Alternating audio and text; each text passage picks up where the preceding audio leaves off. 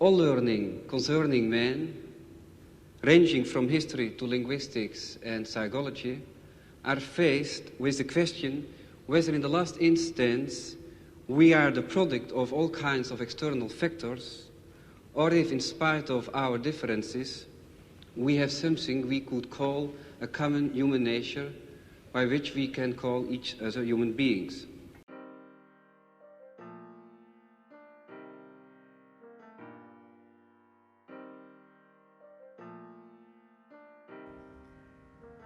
In November 1971, French philosopher Michel Foucault and the American linguist Noam Chomsky came together in the Netherlands to debate the question of human nature. With very differentiating standpoints, both men talked about whether there is a common human nature or whether we are all products of external factors, and, based on their viewpoints, what this tells us about what our society should look like and how we could achieve these ends.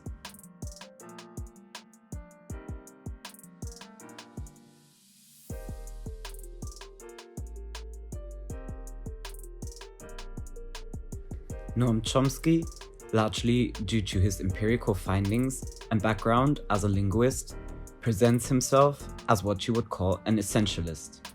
He believes that we, as humans, have something essential to us, something you could call a common human nature. The linguist derives this view from his studies of language. During these studies, he encountered what he called a scientific problem. When children grow up, they are presented with a rather small set of data regarding language. They pick up things they hear, but are not formally taught grammar until they enter school in most cases. Still, they derive from this data what he sees as a highly articulated, systematic, and organized knowledge. This acquired knowledge allows them to speak and be understood, to understand others, and to do this in a fashion one could call highly creative. This gap between the quantity of data we are presented and the intricate knowledge system that we derive from it, Chomsky argues, can be explained by the thesis that there is some kind of innate knowledge of language that we have with which we approach languages, which is then a fundamental part of human nature. The child must begin with the knowledge, certainly not with the knowledge that he's hearing English or Dutch or French or something else, but he does start with the knowledge that he's hearing a human language of a very narrow and explicit type that permits a very small range of variation. And it's because he begins with that highly organized and very restrictive schematism that he's able to make the huge leap from scattered and degenerate data to highly organized knowledge. And I would claim then that this instinctive knowledge, if you like, this schematism that makes it possible to derive complex and intricate knowledge on the basis of very partial data, is one fundamental constituent of human nature. He underlines this argument by also pointing out that even though humans can have a big variety of experiences, they mostly arrive at language systems that are in large parts compatible with one another. Chomsky therefore sees this human nature as a kind of schematism, a framework out of which a limited set of language systems could emerge. This does not mean that he sees humans as biologically pre-programmed beings, as the innate structures we have are only a kind of framework. The individual contributes to its development. What he describes here would allow the individual to carry out free action inside a certain set of rules. Because of this, he argues, who and what we are is made up out of two factors. The first one being his concept of human nature as described, and the second one being external factors. It becomes obvious that, to Chomsky, freedom and rules are not necessarily opposed. The innate rules we have allow us to organize our experiences and thus also make scientific theories. Because of his studies and these conclusions, Chomsky argues that it is very likely for us to have frameworks like this for areas other than language, therefore making human nature out to be a biologically founded mass of schematisms. Science, for example, would then be a domain where the structure of the mind and the structure of some aspect of reality come together. Scientific progress has also never shown a substantial break in the way we think, according to him. Differences in knowledge throughout times can be explained through the level of acquired knowledge and changing social factors. This is a point in which Foucault, whose opinion is anti-essentialist by nature, heavily disagrees, which he grounds in his studies about the history of knowledge.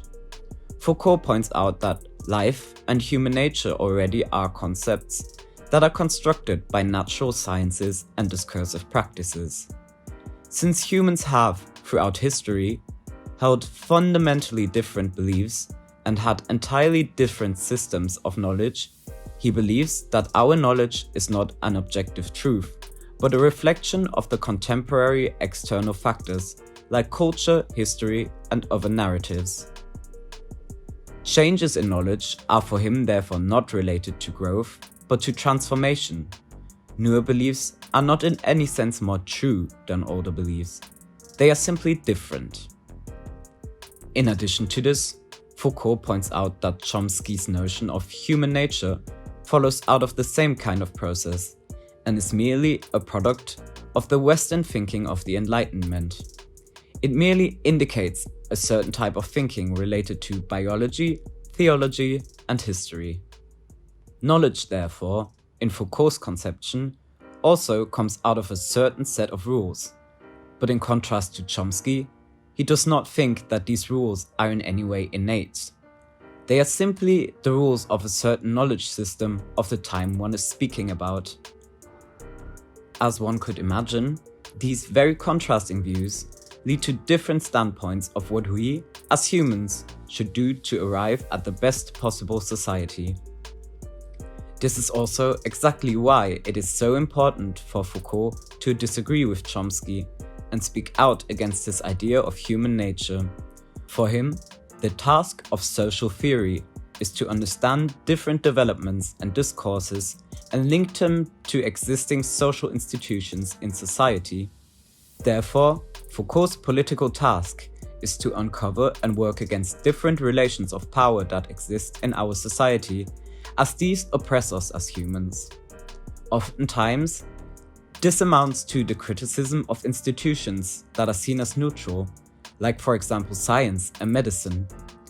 While Foucault believed that the contemporary society is far from democratic due to these workings of power brought on by institutions and higher social classes, he refuses to propose a different model, as, in his opinion, all of the new models one could possibly propose would also just be a result of the power processes and knowledge system we live in.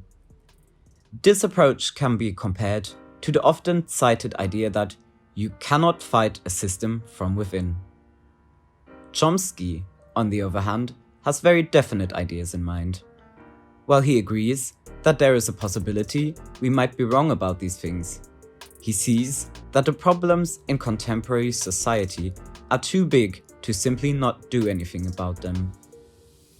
He agrees with Foucault on the fact that it is one of the political tasks to dismantle power systems, but he thinks it is also important to come up with a possible alternative to our system. The system he proposes is very much based on his idea of human nature, and it is a system that he believes will let this nature flourish.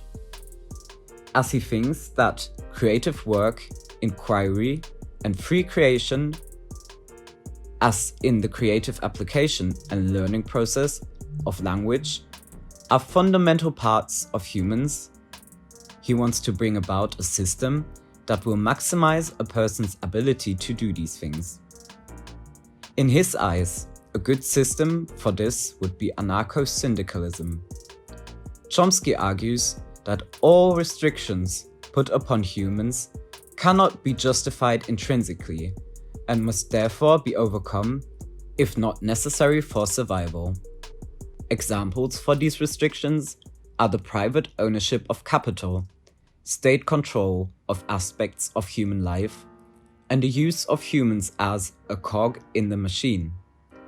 In this system, power would be decentralized, and humans would organize in free associations and workers' councils to discuss all of the decisions made. Ultimately, so Chomsky, this will lead to a society that maximizes the possibility to realize our individual potential and work together in solidarity, a society which is more just and is capable of meeting our needs as humans.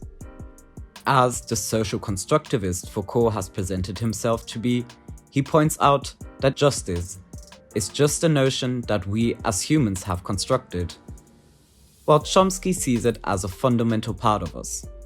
For Foucault, justice is purely an idea that we created, nothing more.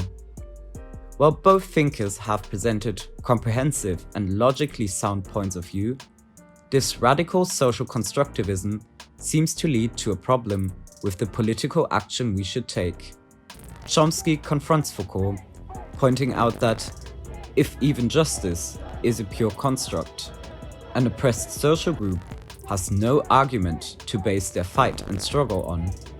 While both of them agreed that it is important to dismantle power structures in society, without a concept like justice, social change would just amount to putting another group of people in power because they want to. It could be said that if there is nothing essential to the human condition, then emancipation becomes an unconstrained and perhaps meaningless idea. If everything is constructed by us, and there's no approximation ever made to something that is maybe more true, or better, only different exists. Based on this line of logic, any change in power and any political system could be considered climate change deniers, for example, criticize our current knowledge system and scientific practices too. If these people, for example, rise to power, there would be no basis on which we could oppose this. Political systems like fascism that have empirically led to enormous suffering could not be opposed based on justice or moral. While it is always important to question the workings of power and how these influence our knowledge and the way we live, a radical social constructivism does not seem to provide an ethics on which we could base political action. While one must admit that Chomsky cannot prove or show a biological structure in our mind, his line of logic and the vision of society he bases on it are logically sound. In a world where the natural world is very structured, it is not possible for us to rule out a certain structure or nature of the mind. While of course, his thinking is placed into a certain background of Western academic thinking, anarchist concepts, or predecessors of them, have existed throughout different times and spaces. There were, for example, certain thought processes that could be considered as predecessors to the concept of anarchism in the Middle Ages in Persia and Iraq. If we, as a middle ground, pay attention to the way discursive practices and power influence us and stay open to potential errors on our side, Chomsky's proposal seems to be a vision of society worth considering on our way to a society which is ultimately more just and maximizes the happiness of all. His line of thought presents an ethical basis one could potentially derive their political action from.